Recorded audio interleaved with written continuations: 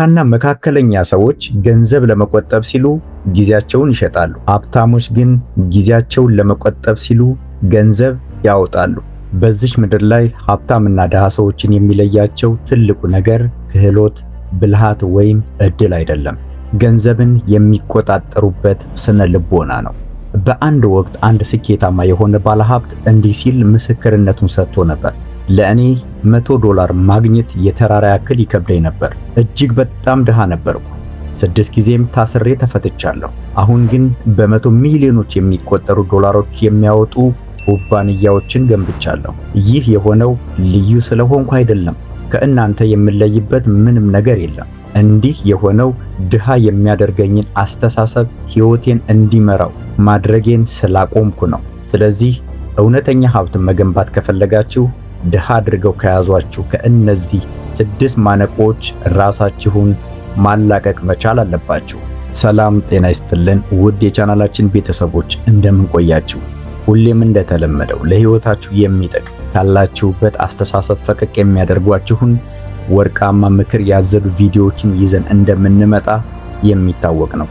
ዛሬም እንደተለመደው እጅግ ወርቃማ በሆነ ቪዲዮ ተመልሰን መተናል። እስከ ፍጻሜ አብራችሁን ቆዩ። ስለምታደርጉልን ልባዊ ድጋፍ እጅግ አድርገን እናመሰግናለን። ይህ ሎጎስ ቲዩብ ነው። እስካሁን የቻናላችን ቤተሰቦች ያልሆናችሁ ቻናላችንን ሰብስክራይብ በማድረግ ቤተሰብ እየሆናችሁ ቀጣይ የሚለቀቁ ቪዲዮዎች እንዲደርሷችሁም ከላይ የምትገኘውን የኖቲፊኬሽን ወይም የደወል ምልክቷን እየነካችሁ አብራችሁን ቆዩ፣ አብራችሁን ዝለቁ። እናመሰግናለን። በዚች ምድር ላይ ድሃና ሀብታም ሰዎችን የሚለያቸው ትልቁ ነገር ክህሎት፣ ብልሃት ወይም እድል አይደለም። ገንዘብን የሚቆጣጠሩበት ስነ ልቦና ነው። በአንድ ወቅት አንድ ስኬታማ የሆነ ባለሀብት እንዲህ ሲል የህይወት ምስክርነቱን ሰጥቶ ነበር። ለኔ $100 ማግኘት የተራራ ያክል ይከብደኝ ነበር። እጅግ ድሃ ነበርኩ። 6 ጊዜም ታስሬ ተፈትቻለሁ። አሁን ግን በመቶ ሚሊዮኖች የሚቆጠሩ ዶላሮች የሚያወጡ ኩባንያዎችን ገንብቻለሁ። ይህ የሆነው ልዩ ስለሆንኩ አይደለም። ከእናንተ የምለይበት ምንም አይነት ነገር የለም። እንዲህ የሆነው ድሃ የሚያደርገኝን አስተሳሰብ ሕይወቴን እንዲመራው ማድረግ ስላቆምኩ ነው። ስለዚህ እውነተኛ ሀብት መገንባት ትፈልጋላችሁ? እንግዲያውስ ድሃ አድርገው ከያዟችሁ ከእነዚህ 6 ማነቆዎች ራሳችሁን ማላቀቅ መቻል አለባችሁ። ከእነዚህ ማነቆዎች መካከል ለዛሬ 6ቱን ዋና ዋና ማነቆዎች እናያለን። አንደኛ፣ በውስጣችሁ ወይም በአእምሮአችሁ የጻፋችሁት የገንዘብ ድርሰት ወይም ደግሞ ስለ ገንዘብ ያላችሁ አመለካከትና አስተሳሰብ። የምታደርጉት እያንዳንዱ የገንዘብ ውሳኔ ምን አይነት ስራ እንደምትሰሩ፣ ለሰራችሁት ስራ ደግሞ ስንት እንደምታስከፍሉ ወይም ገንዘብ ስታወጡ የሚሰማችሁ የጥፋተኝነት ስሜት፣ ሁሉንም የሚቆጣጠረው እናንተ አእምሯችሁ ውስጥ ያልጻፋችሁት ወይም ያላሰባችሁት የውስጥ አስተሳሰብ ወይም የውስጥ ስክሪፕት ነው። በገንዘብ የስነ ልቦና ተመራማሪዎች ጥናት መሰረት የገንዘብ ባህሪ የሚተነብዩ 4 አይነት የገንዘብ አስተሳሰቦች አሉ። ከእነዚህም የሰዎች አስተሳሰብ የመጀመሪያው ገንዘብን የሚሸሹ ወይም መኒ አቮይደርስ። እነዚህ ሰዎች ገንዘብ መጥፎ እንደሆነና ለእነሱ እንደማይገባቸው ያምናሉ። ለምሳሌ ገንዘብ የኃጢአት ስር ነው፣ ገንዘብ ያላቸው ሰዎች ባህሪያቸው በጣም ክፉ ነው፣ ባለጌዎች ናቸው፣ ገብጋቦች ወይም ጨካኞች ናቸው የሚለውን አባባል እየሰሙ ያደጉ ናቸው። ብዙ ጊዜ ዝቅተኛ ክፍያ እንኳን በሚከፈልበት ቦታ ረዳት ሆነው ቢሰሩም እንኳን የሰሩበትን ገንዘብ ለመጠየቅ ትልቅ የጥፋተኝነት ስሜት ይሰማቸዋል። ሁለተኛው ገንዘብን የሚያመልኩ ወይም መኒ ወርሺፐርስ። እነዚህ ሰዎች ደግሞ ገንዘብ ሁሉንም ችግሮቻቸውን እንደሚፈታና ደስታ እንደሚያመጣላቸው ያምናሉ። ሁል ጊዜ ተጨማሪ ገንዘብ የሚያገኙበትን አቅጣጫ ይፈልጋሉ። ከዚህም የተነሳ ገንዘብን መሰብሰብ ደስታን ያመጣል ብለው ስለሚያስቡ በጭራሽ እጃቸው ላይ ያለው ገንዘብ በቂ እንዳልሆነ ይሰማቸዋል። ስለዚህ አይጠግቡም። ለገንዘብ ሲሉ ደግሞ ምንም ነገር ያደርጋሉ። በሶስተኛ ደረጃ ገንዘብን እንደ ማዕረግ የሚያዩ ሰዎች።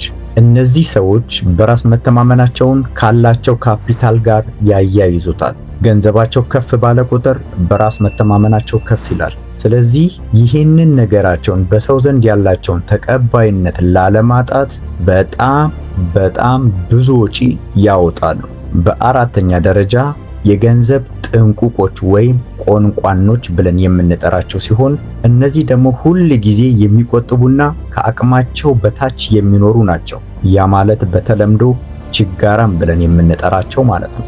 ነገር ግን ስለ ወደፊቱ የገንዘብ ሁኔታቸው በቋሚነት ይጨነቃሉ። እጃቸው ላይ ያለም እጅግ ይጨነቃሉ።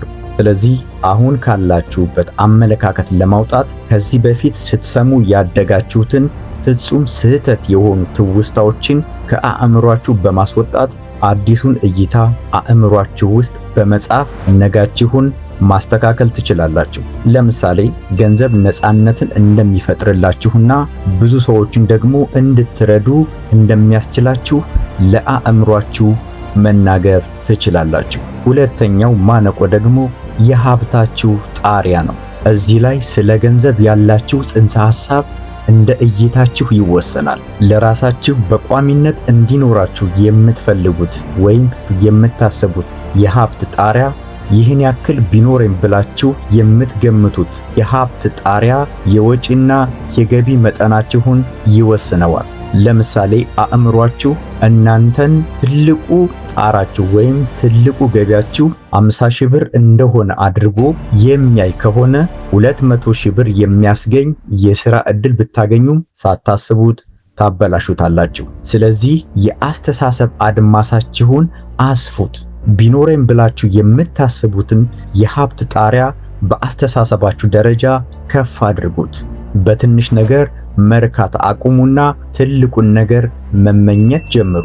ሶስተኛው ማነቆ ደግሞ ከአሴት ወይም ገቢ ከሚያስገባላችሁ ሀብት ይልቅ ሊያቢሊቲ ወይም ወጪ የሚያስወጣችሁን ነገር መግዛት። ለምሳሌ ሊያቢሊቲ ወይም ወጪ የሚያስወጣችሁ ነገር መኪና፣ የመኖሪያ ቤት፣ እጅግ በጣም ውድ የሆኑ ልብሶች፣ እጅግ በጣም ውድ የሆኑ ዲዛይን ቦርሳዎች ሊሆኑ ይችላሉ። እጅግ በጣም ውድ የሆኑ የተለያዩ ዕቃዎች እና ገቢ የማያስገኙላችሁ ይልቁንም ወጪ የሚያስወጧችሁን ነገር መግዛት ሊያቢሊቲ ይባላል። ለምሳሌ መኪና ብትገዙ ነዳጅ ታወጣላችሁ።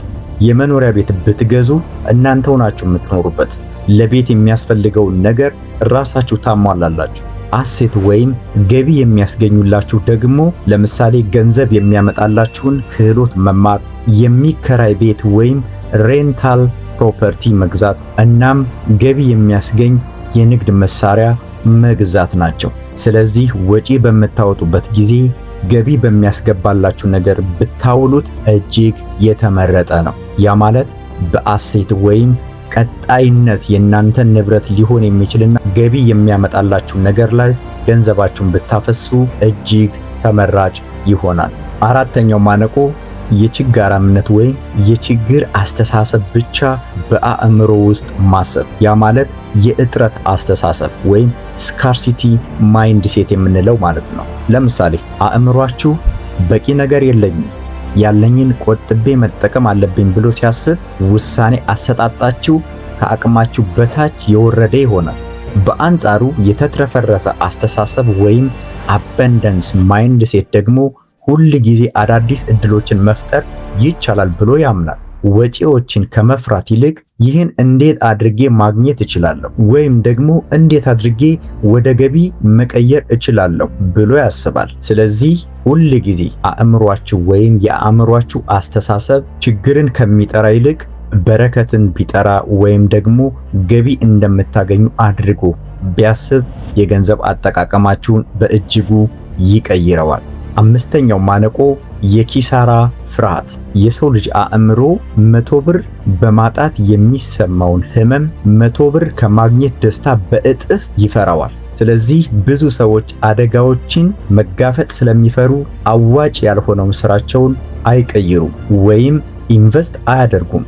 ነገር ግን ውድቀቶችን፣ ኪሳራዎችን እንደ ትምህርት ወይም ክፍያ አድርጋችሁ በመመልከት ፍርሃታችሁን ማሸነፍ ትችላላችሁ። ስድስተኛውና በዚህ ቪዲዮ የመጨረሻው ማነቆ የጊዜ ወጥመድ ነው። ይህ ማለት ድሃና መካከለኛ ሰዎች ገንዘብ ለመቆጠብ ሲሉ ጊዜያቸውን ይሸጣሉ። ሀብታሞች ግን ጊዜያቸውን ለመቆጠብ ሲሉ ገንዘብ ያወጣሉ።